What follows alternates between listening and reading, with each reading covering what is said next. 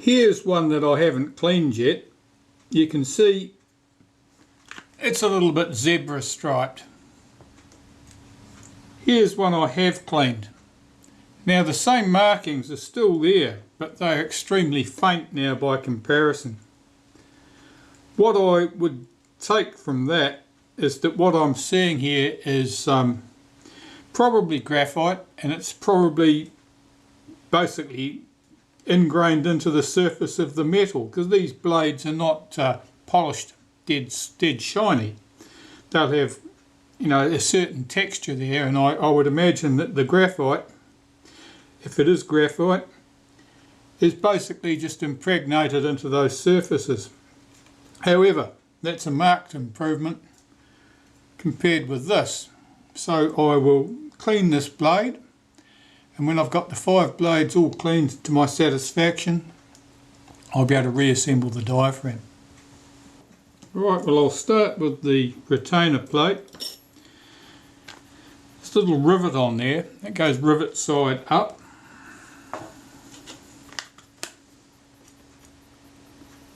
Diaphragm blades are interleaved, there's no first or last blade, so I'll get these blades positioned. Just go round in a circle.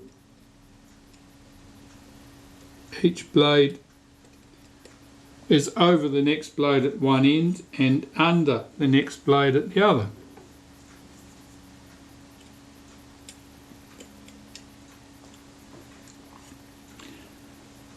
This is only 5 blades I'm having to worry about, so it's considerably easier than dealing with a earlier shutter with 10 blades.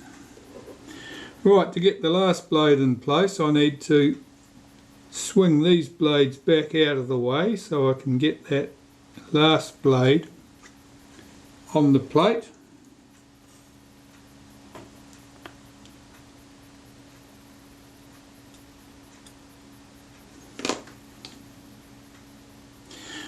Now I need to swing these blades I've swung back out of the way, I need to swing them back and over the top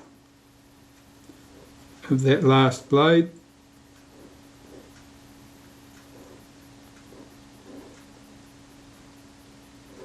They're all swung into position.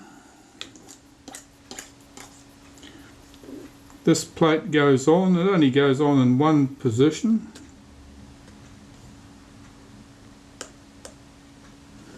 And it's like that.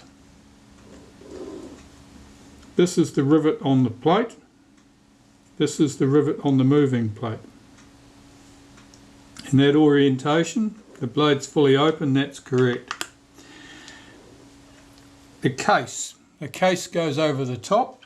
That little rivet that sticks up goes into the case here. So it's got to lower the case into position. Make sure, wriggle it to make sure it's all seated. Flip it over. Lift the outside of my jig off. Put that under there to support it.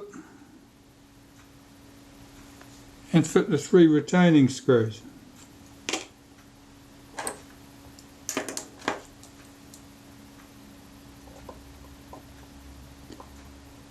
Usually do these screws up very lightly.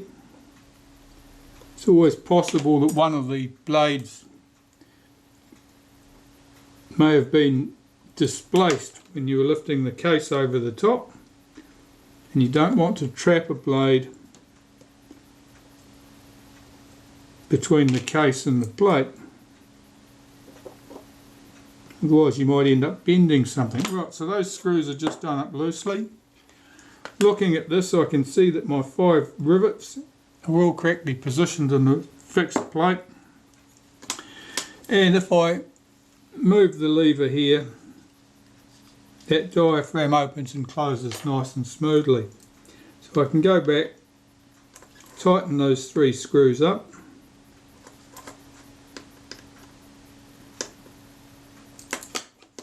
check again to make sure that it's all good, and that's the diaphragm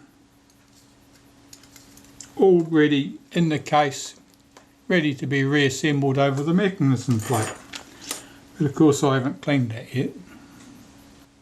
Well, here's the mechanism plate.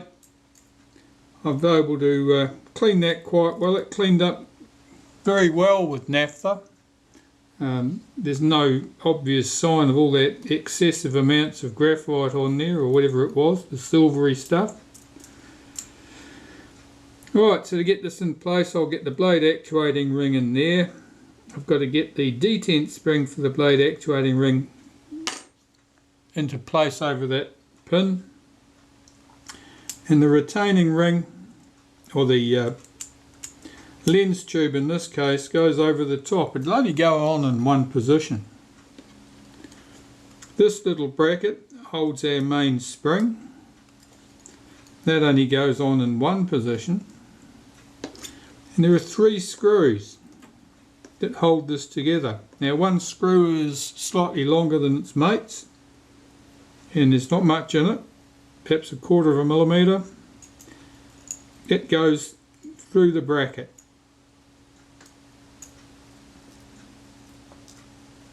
Or it will do when I line the hole up.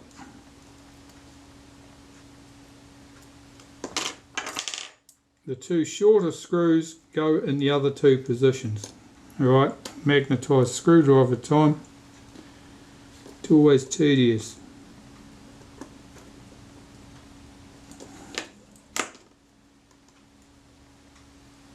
If you muddle those screws up, you'll end up at the very least with a long screw sticking out through the bottom of the mechanism plate where it'll foul the shutter blades. Or if you've got the short screw where the long screw should be, you're always in danger of stripping the threads out when you go to tighten it up, because it'll only be engaged halfway through the thickness of the mechanism plate. So it'll only have half the holding power that you would expect, and so it's easily stripped out. Okay, so that's in place. That moves smoother than it did previously. Now I'm going to lubricate this in 2 different ways. The blade actuating ring here, I'm going to lubricate that with a bit of graphite powder between the blade actuating ring and the mechanism plate and lens tube. Blow out all the excess so it's gone.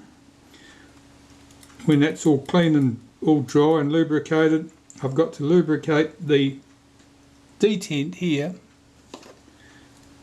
with a bit of graphite grease, or in this case with molybdenum paste. And it makes a big difference. If that's left dry, that spring will actually rub into the stud that it runs across, and the surface of the metal will gall, it'll roughen up, and it'll be quite rough. This feels quite smooth at the moment, but if that's left dry, you can have big problems. Or if it's been left dry in the past, you have big problems sometimes. Alright, I have the mechanism plate all clean and lubricated. I've lubricated this with graphite powder, and at the top with a touch of molybdenum paste. Now if I swing this into the blades open position, I can place my blades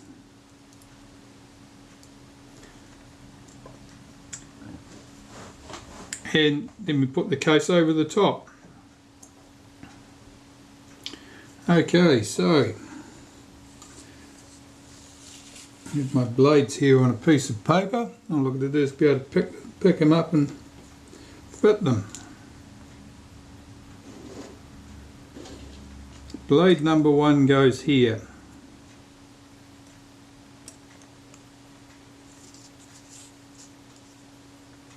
Blade 2, unlike the synchro contour shutters on the Retina 1A, 2A cameras or contour rapids that preceded them, there's no blade marked with an extra hole as the first blade. The blades are all identical.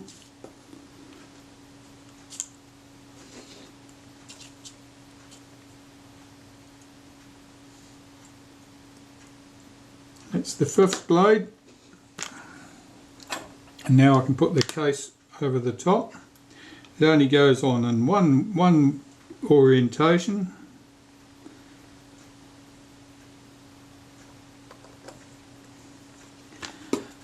and there are 3 screws that hold it together.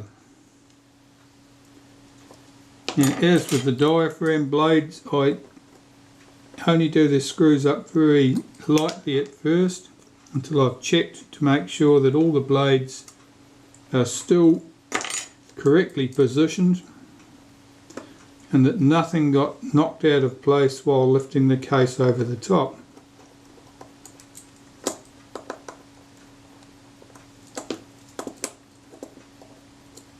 Yeah, the blades open and close nicely, so everything's in the right place. I can tighten those 3 screws up.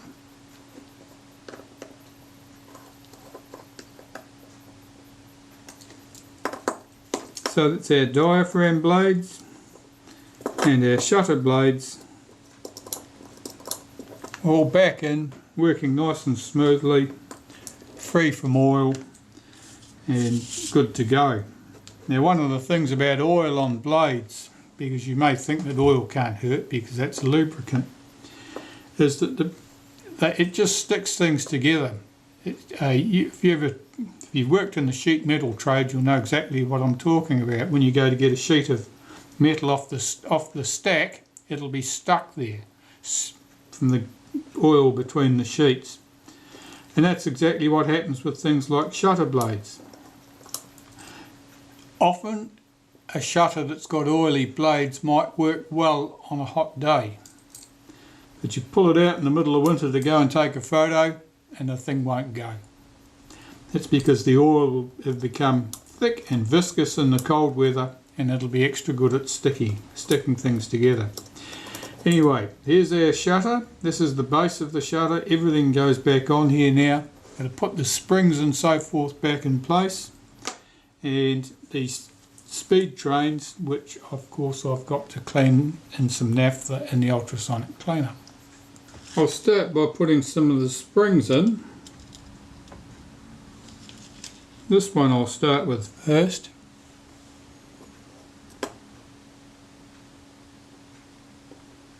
This one's always keen to get away.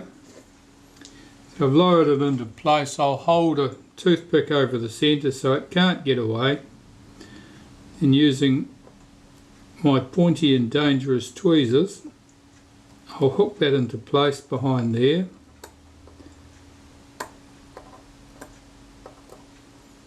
And that's seated correctly. Make sure both levers move well.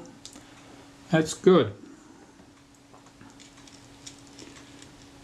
The next spring that's keen to get away is the return spring for the B lever. That goes over this post. There's a groove around that post that the spring seats into. I'll just push that back out of the way, and I'll put those dangerous pointy tweezers away now before I stab myself with them again. They're great for handling springs. They're great for sticking in your hand by accident. Right, I'll leave these ones, these are less dangerous. If I hold back this lever, I can push the blade actuating ring forward to open the shutter blades, and I can fit the B lever. There's a little notch in the back of the B lever. I want to hook it into that spring, pull the spring back and get the B lever seated on its post.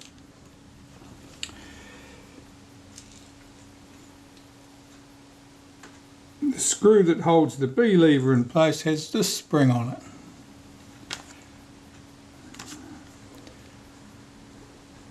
Try not to dance this so out of the picture all the time. I'll get this in place. This is awkward because the spring is pushing you away from where you want to get the screw in.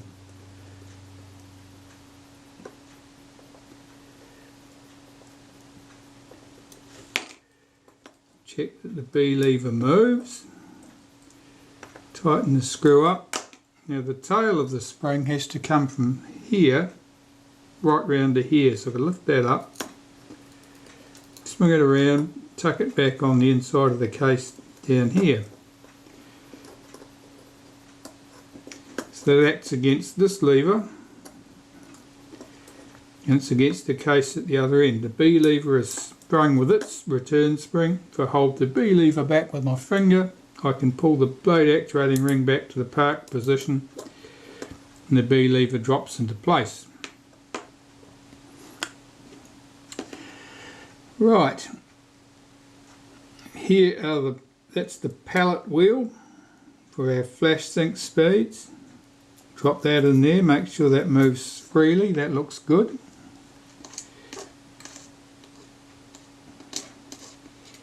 Here is the little sector wheel that drives that pallet wheel. Now I want to lubricate the tip of that here where it latches in position and it's cocked.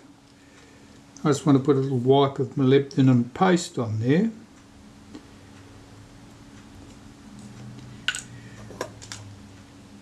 That goes on here.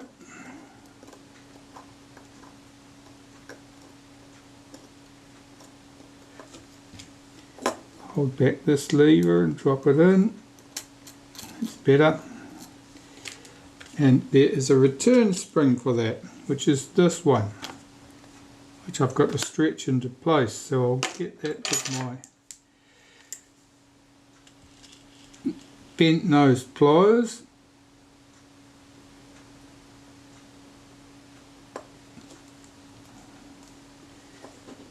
That hooks over here, stretch it out, hook it into that arm.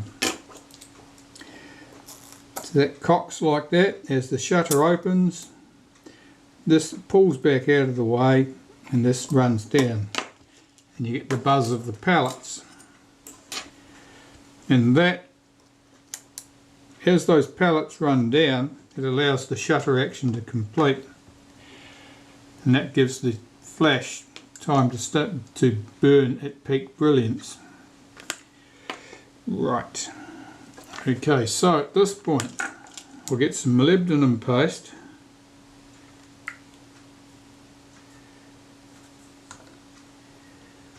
Now this point and this point on the blade actuating ring are where the main cam is going to pick it up and move the blade actuating ring, and this point in the case is where the detent is for the flash sync settings lever.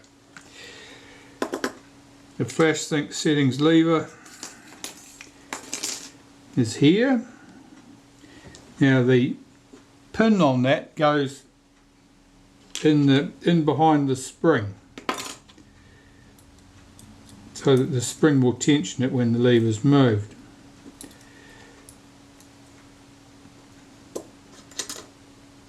It's setting correctly. The shim only goes on in one position. It's got a little tab on the end of it, so it'll only seat in one place.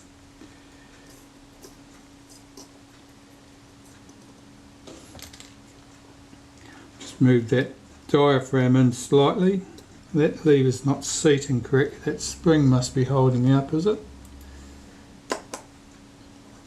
I think it was just this arm had hit my wooden block.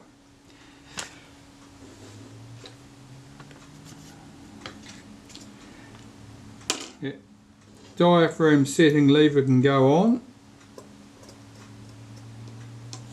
Little hole in it hooks over that post on the diaphragm, and there were 3 broad headed screws that hold that in place. They're quite a fine thread, as with all these things. Don't go mad tightening them up. If they strip out, you won't like it. The heads are very shallow. You'd be struggling to find a larger screw to replace them if you stripped one out.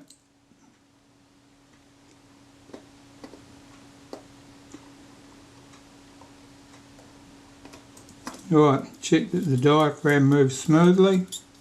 That's good. I'm going to tighten those 3 screws down.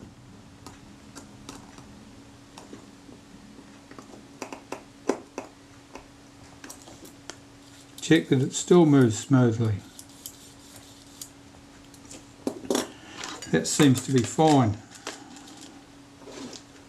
Back to the inside.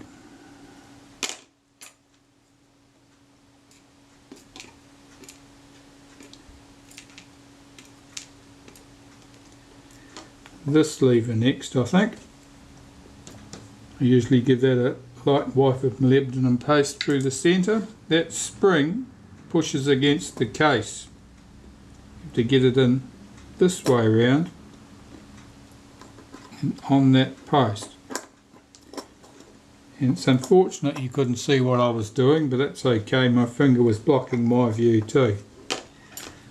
My finger knows what to do, that's the important thing.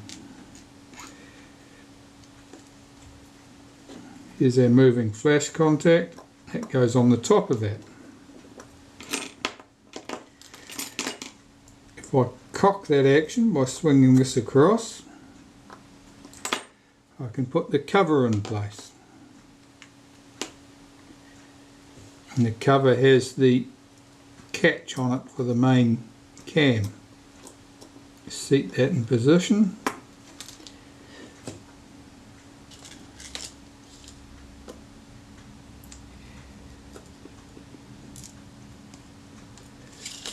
A plain screw at this end.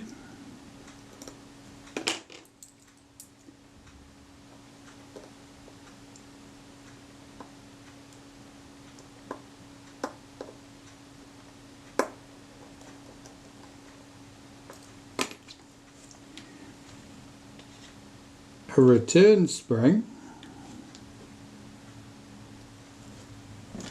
and a shoulder screw at the other end.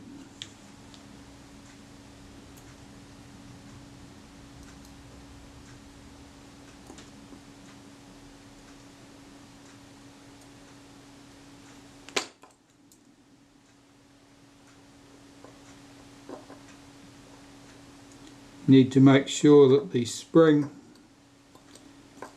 seats around the shoulder on that screw, doesn't get trapped underneath it.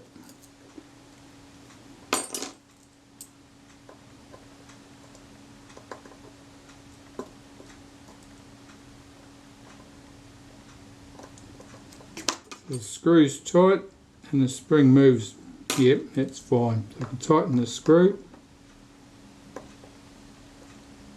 I've already done the other end. And the end of that spring needs to be lifted up and carried over to the back of that lever, where there's a little notch in the back of that lever that spring hooks into.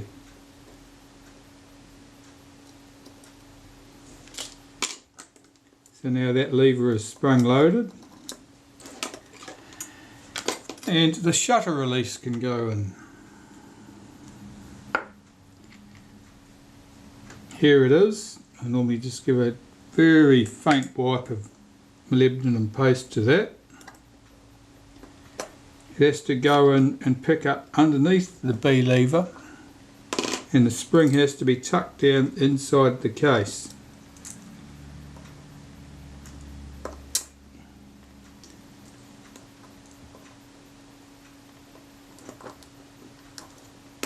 Like that, make sure the end of that spring's tucked down.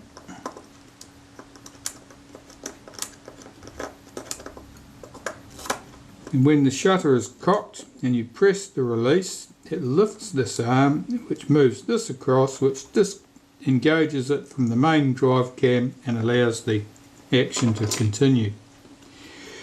And I think at that stage we could have the main cam in there.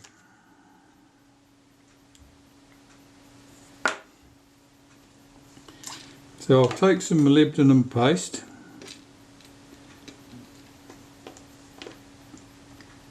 That curved area I want covered, and the 2 flat spots, and I'll give it a wipe through the inside for good measure. And that sits in over its post.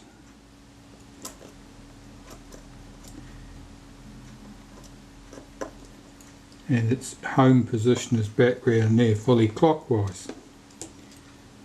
The spring is looking a lot happier. Now with this at the 12 o'clock position, that's at the 2 o'clock position. That's not a new spring, but it'll work much like a new spring.